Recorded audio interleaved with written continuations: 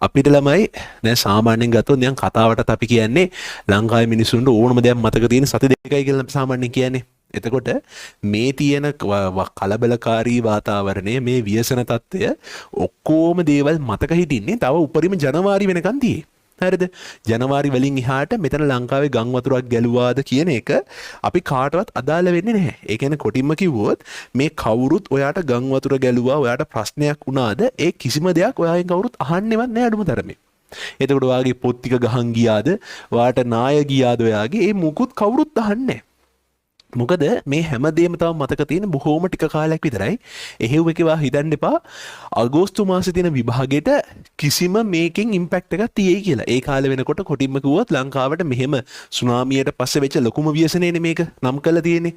එහෙම ව්‍යසනයක් වුණාද කියන එකවත් තාම අදාළත්වයක් නැහැ. මේ විභාගේ මට තේරෙන දේ මේ ආණ්ඩුවේ වැඩපිළිවෙලත් එක්ක උන් කිව්වොත් දෙයක් කරනවනේ. එතකොට මේ ආණ්ඩුවේ ක්‍රියාපිළිවෙලත් එක්ක අගෝස්තු තියෙන්න සම්භාවිතාවය 90ක් විතර තියෙනවා.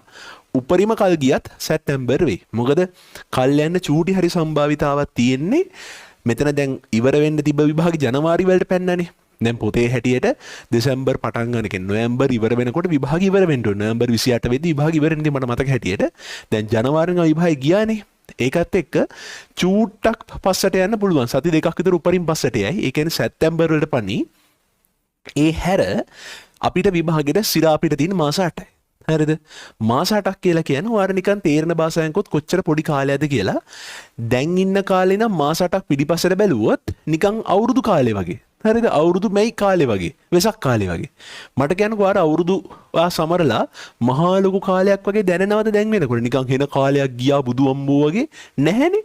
ඒක නිසා මෙතනින් මේ පටන් ගන්න එකත් ළමයි මාස 8 කියන එක මෙහෙක් කරද්දී යනවා. ඒක අපිට මේ මං හිතන්නේ 2004 අවුරුද්දට පස්සේ 2004 අවුරුද්දේ තමයි මේ විදිහේ මාස 8කට එක වැජ් එකක් යවන්න තිබ්බ අන්තිම අවුරුද්ද 2004 දැන් 2025 අවුරුදු 21කට පස්සේ 22කට පස්සේ ඊළඟට තියෙන බැජ් එක රිවිෂන් බැජ් එකත් මාස 8කට යවන්න වෙලා තියෙනවා. හරිද? මොකද 2004 වෙලා තියෙන අර අගෝස්තු එක අප්‍රේල් වලට ගිහිලා තියෙනවනේ. ඒ අප්‍රේල් වලට ගියාමත් එක්ක මාස 8යි තිබිලා තියෙන්නේ. එතකොට ඒ වගේම තමයි මේ පාරත් මාස 8යි තියෙනවා. මේ මාස 8 කියන එක ඔයාලට කොච්චර පොඩි කාලයක්ද කියලා තේරුම් ගන්න අර හිතන්න තියෙන එකම දේ තමයි අවුරුදු සමරලා මාස 8යි තාම අපි.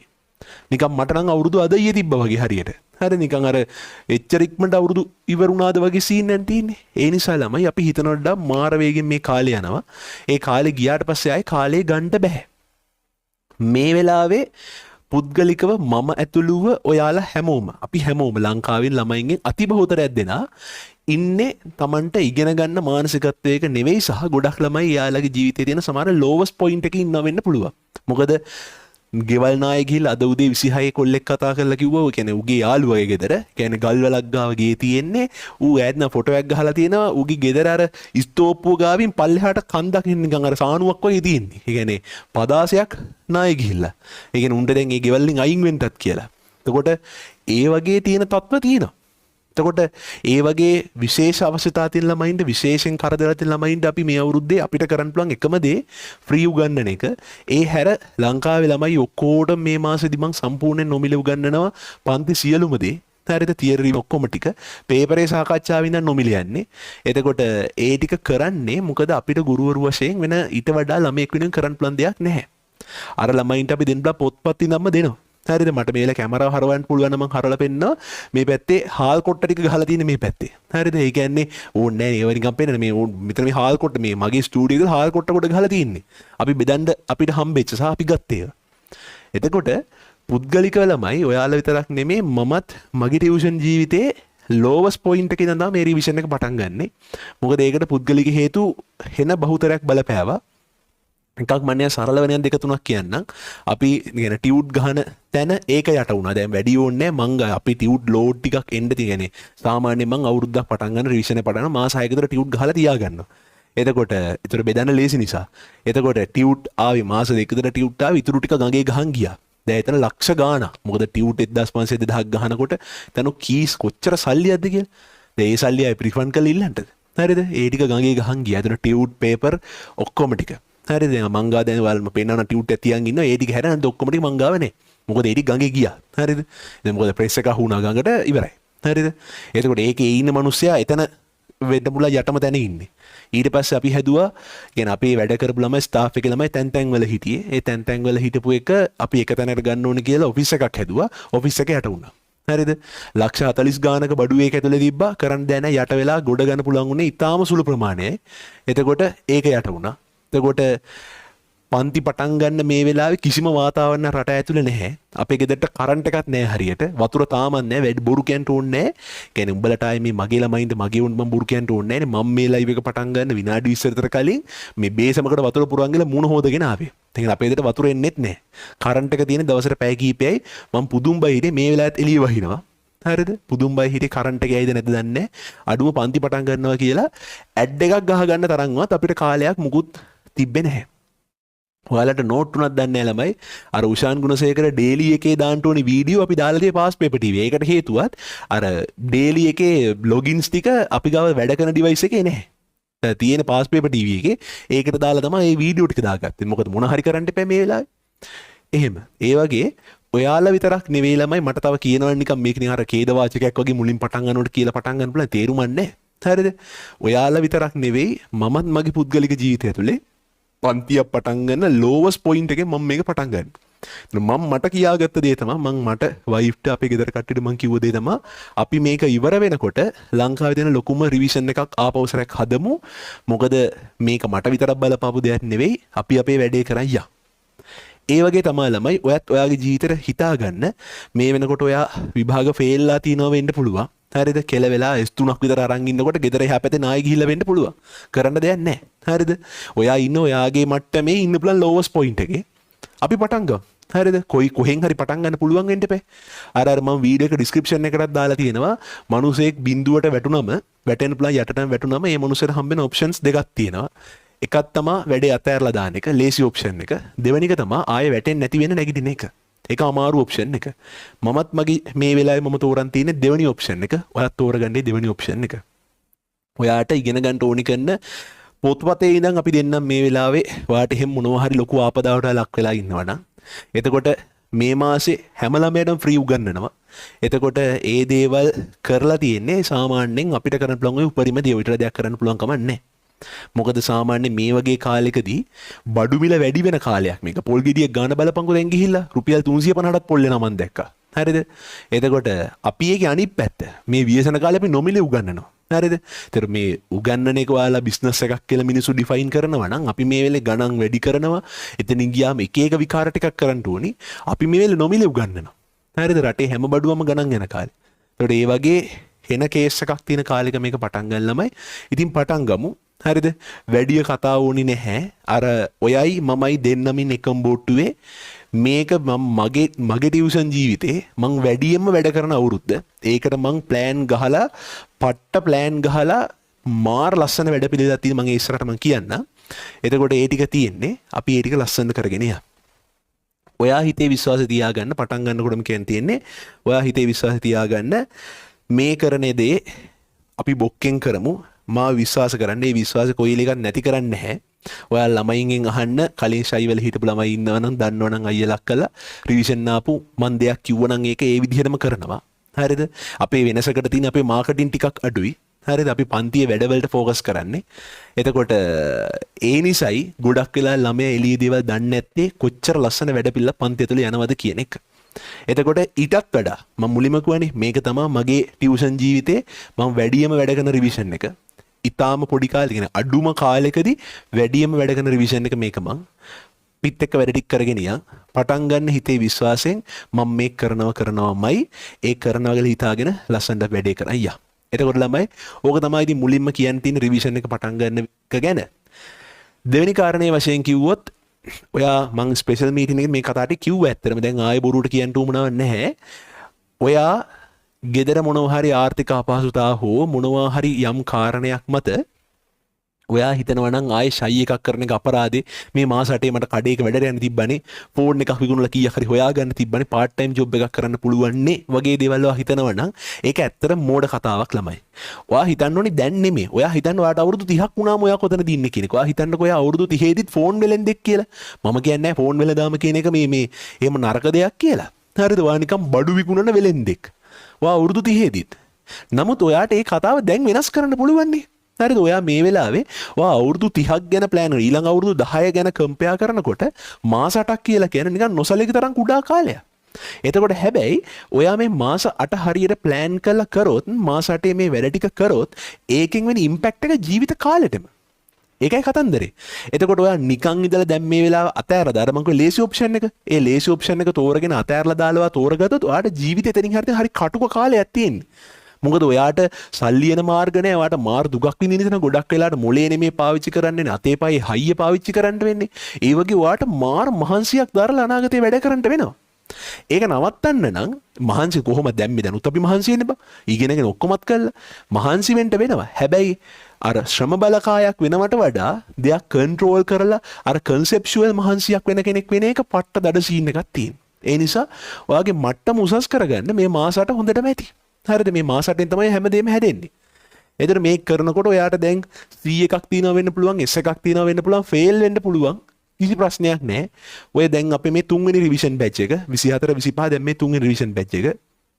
මගේ රිසල්ට් තියෙන්නේ එක බැච් එක විතරයි තාම 25 24 බැච් එකේ විතරයි. ඒකේ ළමයි හිටියේ ඔක්කොම හිටියෙත් බං මේ ෆිසිකල් තියරි මේ රිවිෂන් මේ ඔන්ලයින් ඔක්කොම උන් හිටියෙත් ළමයි 400කට ආසන්නව. එතකොට ඒකෙන් ඒ 61කුයි B89කුයි හැදුනා. සාමාන්‍යයෙන් ඒ වගේ පොඩි පන්තියක පොඩි රිවිෂන් එකකට හෙන දැවැන්ත මීටරෙන් නැහනේ. හොඳට නිකන් ඒකයි B දෙයක් වගේ දාලා ඒක රෑන්ක් එකක් දාන ළමයි උතන්ට එන්නේ නැහනේ. ඒ ළමයි යන ලොකු පන්ති තියෙනවා. සමහරවල් පන්ති යන්නෙත් නැහැ.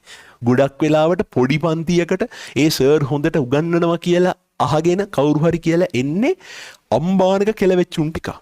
අම්බානක කෙලවෙච්ච උන් ටිකක් ඇවිල්ලත් අර වගේ රිසල්ට් එකක් දැම්මා. ඔතන හිටියා F එක A වෙච්ච උන් 3ක් හිටියා පන්ති. S එක A වෙච්ච උන් හිටියා මන්න ඇත්තටම ඉලක්කම් මතක නැහැ 10කට ආසන ගානක් හිටියා. ඒ වගේ ෆේල් උන් 23කුත් හිටියා. හරිද? ඒ 400 ගානක් ෆේල් උන් 23කුත් හිටියා. ඒකත් කියන්න එපා. නැත්තම් මං කියලානේ 100%ක් පාස් ඒව නිකන් විහිළු කතානේ.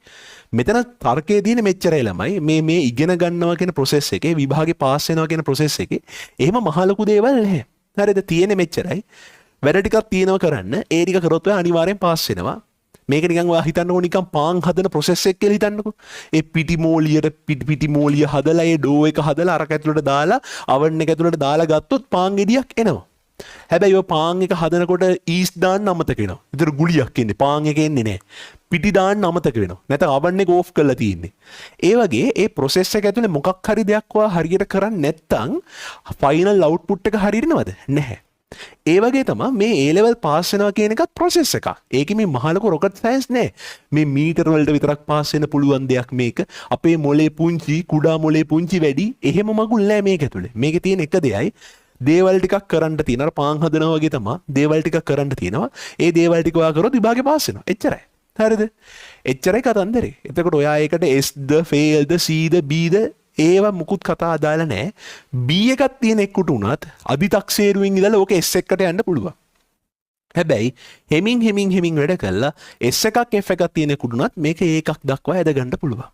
ඒ නිසා ළමයි බොහෝම ආදරෙන් බොක්කෙම්ම කියන්නේ කියන්නේ ඔයාලා මම පන්තියේදී ඔයාලා මාව ආශ්‍රය කරත් තේරෙයි අපි දෙගොල්ලෝ අතර ලොකු ગેප් එකක් නැහැ. ඔයාට මාව දෙයියෝ වගේ පේන්නේ නැහැ පන්තියේදී කොහෙදිවත්. හරිද? ඔයාට මාව දැනෙන්නේ ගොඩක් වෙලාවට ඔයාගේම අයියා කෙනෙක් විදිහට ඔයාගේ යාළුවෙක් විදිහට මොකද මම පන්තිය වටේ යනවා.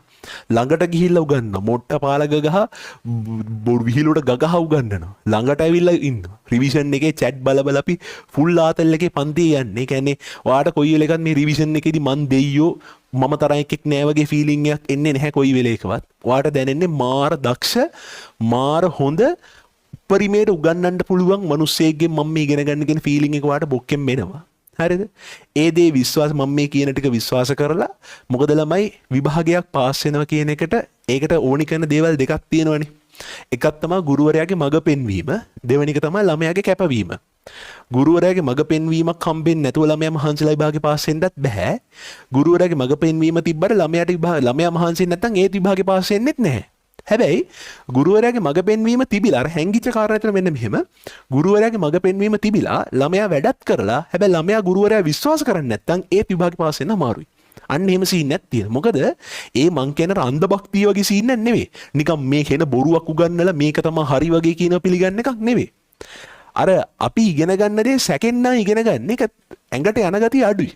නමුත් අපි ඉගෙන ගන්න එක හරි පිරිච්ච හිතකින් ඉගෙන ගන්නේ.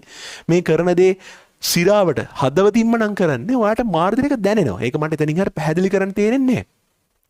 ඔන්න ඔය කරුණු තුන පොඩ්ඩක් ඔළුවේ තියාගෙන පටන් ගන්න එක හිමින් සැරේ පටන් ගෙන යන්න. පටන් ගත්ත ගමන් දඩබඩ ගාලා එන ගොඩාක් වැඩ කරලා නෑනේ අද ඉඳන්ම නිකන් වැඩ කරන එහෙම ඕනේ. ඔයා හිමින් සැරේ වැඩ චුට්ටියට පටන් ගන්න. අර හැම වෙලේම මං රිවිෂන් එකේදී මේ ඊළඟ මාස 8ේදී ඔයාට අඩුම 10 පාරක්වත් ඇහෙයි මං කියන උදාන වාක්‍යයක් තියෙනවා ලොකු දේවල් කරන්න නම් පුංචි දේවල් වලට ફોකස් කරන්න කියලා. ඒ කියන්නේ ලොකු දේවල් නිර්මාණය වෙන්නේ පුංචි දේවල් හරියට හැදුනම්. අර මං කිව්වේ පාන් ගෙඩිය හැදෙන්නේ ඊස් චුට්ට දාන එකේ. ඊස් ටිකක් වැඩි වුණොත් පාන් පුපුරලෙන්නේ. ඊස් නැති වුණොත් පාන්යක් එන්නේ නැහැ. පොඩි දේවල්. ඒ වගේ තමයි මේකත් ඒ process එකේ තියෙන පුංචි දේවල් ටිකට ફોකස් කරන්න. ඔයාට තියෙන දේවල් ටික මං කියන්නම්. ඔයා පන්තියට පුළුවන් තරම් ලයිව් සම්බන්ධ වෙන්න. රෙකෝඩින් බලන්න කාලය මේ රිවිෂන් එකේ නැහැ. එතකොට කියන මම බොහෝම වැඩ ටිකක් කියනවා. ඒ වැඩ ටික කරන්න මම චුට්ටෙන් කියන්න. ඊට පස්සේ පේපර් ටික අපි ලියමු. හරිද? ඒ ටික ලියලා මම ඔයාලට ටික සාකච්ඡා කරලා දෙන්න. එච්චරයි. ඇති. හරිද? ඔය ටික කරා විභාගේ පාස් වෙනවා. ඔය කලින් ශෛලිවල උන් පාස් උනේ. අර දැන් නිකන් කතාවක් තියෙනවා ළමයි මේ A level කියන එක දැන් නිකන් හරි අමුතු level එකකට ගිහිල්ලා තියෙන්නේ. මේ බුදුවම්බෝ වෙන නිකන් වෙනස් විදිහේ පේපර් තියෙන ඒව මෝඩ කතා. එහෙම ඒවා දැන් එච්චර එකක් වෙනසක් වෙලා නැහැ. ඔතන සිද්ධිය වෙලා තියෙන්නේ ළමයි දැන් පුරුදු වෙලා තියෙන මොකක්වත් නෙවෙයි. ළමයි තියරි ඉගෙන ගන්නවට වඩා ළමයා දැන් හිතන් ඉන්නේ ප්‍රශ්න ගොඩක් කරාම විභාගේ පාස් වෙන්න පුළුවන් කියලා. ඒක නෙවෙයිනේ ඇත්ත කතාව. ළමයාට විභාගේ පාස් වෙන්න නම් ප්‍රැක්ටිස් එක ඕනි. ඒක අනිවාර්යයි. හැබැයි තියරි කරුණු ටික ඕනේ. ඒ නිසා ඔයා try කරන්න ඔයාට අඩු ලකුණක් තියෙනවා නම් අඩු රිසල්ට් එකක් තියෙනවා නම් මූලික දේ තියරි ටික හදාගන්න. ඒ තියරි ටික හදාගන්න එක පන්තියේදී පරමාණුක ව්‍යුහයේ ඉඳන් පරිසර රසායන දක්වා තියෙන සියලුම මාතෘකා අංග සම්පූර්ණව ඩොටක් නෑර උගන්වනවා. හරිද? ඒ කියන්නේ තියරි පන්තියක සමහරට ඔයාට අහුවෙලා නැති කරුණු රිවිෂන් එකේ හම්බෙනවා වෙන්න පුළුවන්. බහුතරයකට එක වෙනවා. ඒ වගේ අංග සම්පූර්ණ මේක වෙනවා. ඒක කලින් අවුරුදු දෙකේ ඔයාලා බලන්න. එහෙම නැත්තම් නිකන් පාස් පේපර් ටික මම උගන්වලා දෙන වීඩියෝ එක බලපන්කෝ පාඩමක. එතකොට තේරෙයි යකෝ තියරි පන්ති නැති දරුවෝ මේක උගන්වන්න කියලා. අන්න එහෙම තේරෙයි.